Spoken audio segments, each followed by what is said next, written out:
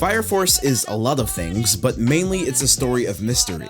It hides its true intentions behind hundreds of pages, episodes, but it's by the middle of the story where you really feel like the mystery itself is starting to drag, and like it's taking forever to get to the point.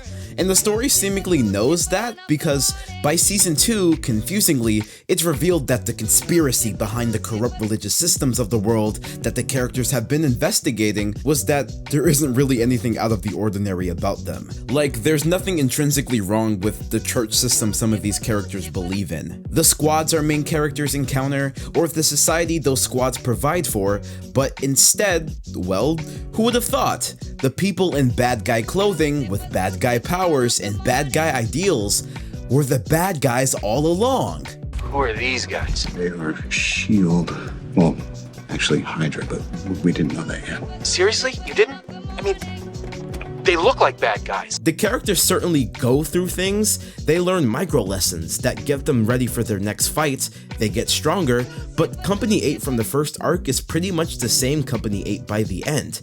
And the same can be said about the rest of the cast. I suppose Hibana gets nicer. I suppose the main antagonist changes. That's what saves the universe. Iris stops believing in God off screen, but that's during the finale. Tamaki, though we'll get to her in a minute. No one really goes through significant change. More so, the world does. These are static characters, and there's nothing wrong with that. Fire Force is a plot-driven story after all.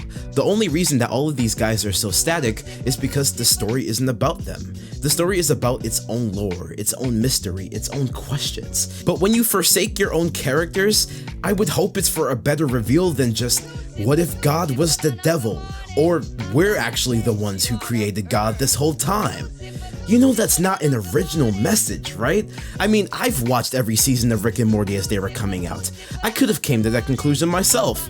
Even more so if I used Reddit. You want to know how to write a smart, sophisticated, and, as the kids say, deep story? Manga. Do you want the method? Well, it's a trade secret, so I need you to keep it to yourself. If you want your story to be interesting or intriguing, all you need to do is just ask questions. But questions about what exactly? Well, literally anything. Even if those questions are way beyond your depth to answer, or even if those questions have nothing to do with what your series is about, just ask away. Questions that make you look cool for even asking them. Fire Force wants to answer questions about religion. But frankly, it isn't smart enough to tackle this topic with respect for both sides that it should. Instead, the whole manga is basically a gigantic circle jerk of the very concept of atheism, using religious imagery as nothing more than set dressing. One thing about Soul Eater is that it's always turned its comedic gags into serious room for character study. Death the Kid desires symmetry because he believes there should be balance in the universe as a Reaper.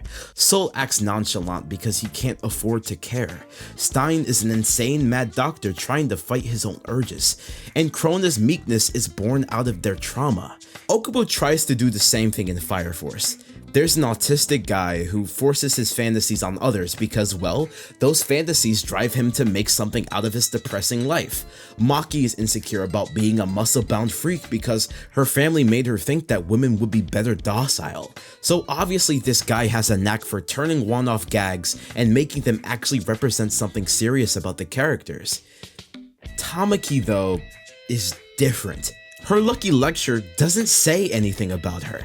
I mean, her classmates called her a slut for it, but that wasn't why she was socially isolated, because she already was when those rumors started. And it definitely wasn't something that completely ruined her life. She had a great position on the Fire Force. She made what she thought was great relationships, and she's a part of two families, basically. I suppose it weighs into her shyness, but she's literally louder and more obnoxious than Arthur sometimes. Her lucky lecture isn't a character flaw that needs to be overcome, or that's something that says something about her.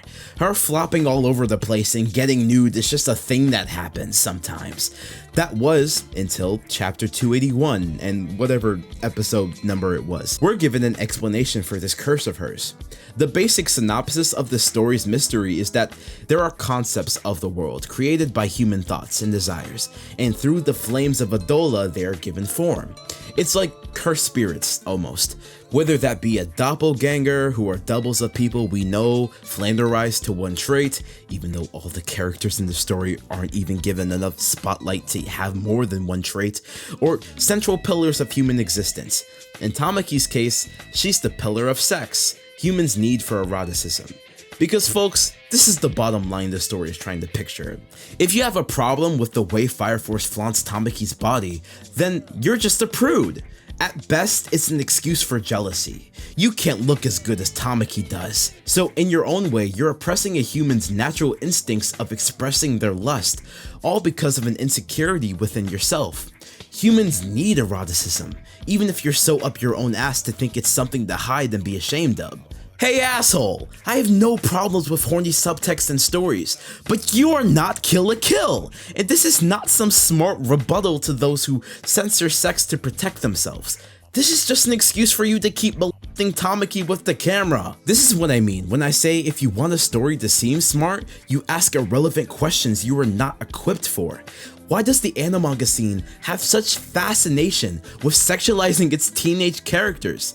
The answer Fire Force gives? Because we can, because we should, and because we like it. And if you disagree, you're just someone who tap dances to a god that you created. His morals, your belief system, is used as an excuse to oppress people's need to, for example, goon. How disgusting.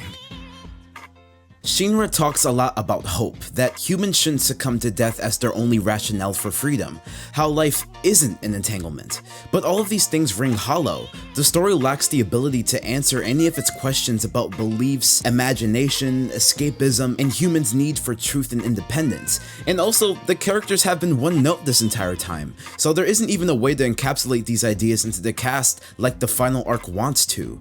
In a world where humans as a concept meet their end, there will no longer be pain or abuse, and that idea is titillating, especially because Shinra, and by proxy Okubo himself, doesn't really have a solution for this, so the world would just be stuck in its own painful cycle if they got their way. So what's the solution? Well, Fire Force can't even give the most basic of life is worth living, or you need the rain for something to spring, or some platitude. It throws up its hands and says, it, and becomes a total Soul Eater prequel. Shinra makes it so death isn't something that's impending. He makes a world where death is so frequent and so all-encompassing, literally being the god of this new world, that the thought of death isn't something to fear, it's just a regular Tuesday. But this doesn't stop people suffering. This doesn't end a sort of mob mentality where collective beliefs about the changing of truths stop people from being themselves. I mean, hell, if you know anything about Soul Eater, everything is worse! Okubo abandons his own story to just make a backdoor pilot to a series he already made, and he couldn't even bother to give any of the characters proper conclusions in this new world. My poor Iris, stripped of her dignity, her faith, is now just the kind girl next door that is probably dating Shinra? Who even really knows?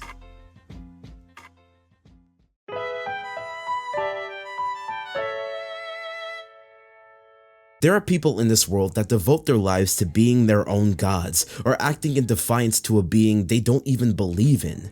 But that obsession breeds a power struggle with a higher power you suppose doesn't exist. It's ironic in that way. But on the flip side, there are people who are religious that take their eyes off their own faith on the being they're supposed to be dedicated to, and put all of their attention onto people who want the freedom, the right to express themselves in a way they might disagree with. Sometimes religion is used to hurt people. Religion can be something that helps people, teaches people, and gives a society or person values, models for living, etc. But if someone doesn't conform to that model, the chances are that they're gonna get hurt. They're gonna get outcasted by entire subsets of society, or worse. So there's a balance needed. Expressing your beliefs in a way that is helpful and accepting but not controlling. Fullmetal Alchemist, for example, got that. The characters are as hedonistic as they come, and the story criticizes that, in that their paganism can be their very downfall. Trying to be better than God is exactly what made Lucifer fall, after all. And so too do these characters falter. But it's not through scripture study or something of that sort that helps solve these characters' problems. It's through remaining humble, but staying true to who they really are, separate from their own pride and ego. Ed giving up his alchemy isn't giving his life to a higher power, rather it encapsulates the humility that comes with not trying to be that higher power, being okay with being normal and being sinful. That's the thing with religious discourse, it's complex. It's why you don't discuss it in politics at the dinner table. Or why, if you're an edgy atheistic degenerate, just going God is dead and you're a moron or a sheep if you believe in one is not only unproductive, boring, uninspired, but also why the topic is so ripe for thematic inspection for any creative that wants to weave through and be inspired by it. I'm religious myself, but I take no offense to a story that mocks, critiques, or even trivializes my faith, because at the end of the day, everyone has the right to live how they see fit and write stories about it. Great stories even. My issue comes from Fire Force condemning those who believe in a higher power, questioning that higher power's nature, but giving no interesting alternative to how people should live their lives. If anything, if the world were under Okubo's providence, everyone would be either a pervert, the victim of one, or just a plain dick. Just a bunch of jackasses standing in a circle jerk. I.e., at least I know for a fact Seth MacFarlane isn't a shut-in weirdo. I like Soul Eater, I really do. I'm sorry, but give me an earnest story made for babies over some self-serious dissection on humanity or whatever. But its vibe and aesthetic is ultimately its downfall. Basically, Soul Eater is remembered for being that one gothic anime you grew up with good enough fights and, in my opinion, one of the best court casts I've seen in a while. But its comedy can get in the way, its writing is repetitive with despair and madness being constant buzzwords. Its lore is undefined and left to the audience's interpretation. Soul Eater is a shonen through and through, meaning it's for the adolescent who are still figuring their taste out, and want a simple, good story with great art, with maybe some edge to it. For analogy's sake, he wrote The Last Airbender, a great show, but still a kid's show at the end of the day, but he wanted his own Legend of Korra, a show made for those who grew up with his previous show with more adult ideas and themes. But if you know anything about The Legend of Korra, trying to artificially mature your own writing style ends up making it more shallow than your predecessor, while revealing that maybe you were a little washed all along. It's okay, Bryke, we still love you. Fire Force is a manga that wants to criticize people and systems, but has no context for what certain systems mean for people. It wants to criticize religious people, while not truly valuing how religion can positively affect the lives of certain individuals.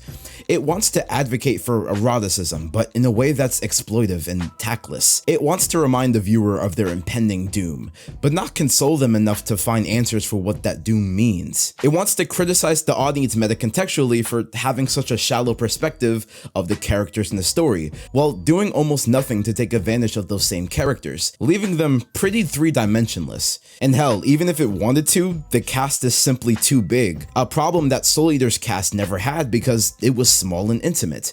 It's a story that antagonizes the very idea of being a part of a system mindlessly, while not putting forth effort into its own positions it thinks are better. Shallow positions that gesture to a greater appreciation of the self, but only in ways that dehumanize individuals. And it is yet another darling of the subculture that is pseudo-intellectual online. And, well, maybe I still have more to say on that matter. So I'll just leave it at this. As someone who seeks to critique systems more succinctly myself, Fire Force is a story that annoys me because it barely even tries. In which case, you're probably better off just reading Soul Eater. At least it doesn't delude itself into thinking it's saying something greater than it actually does.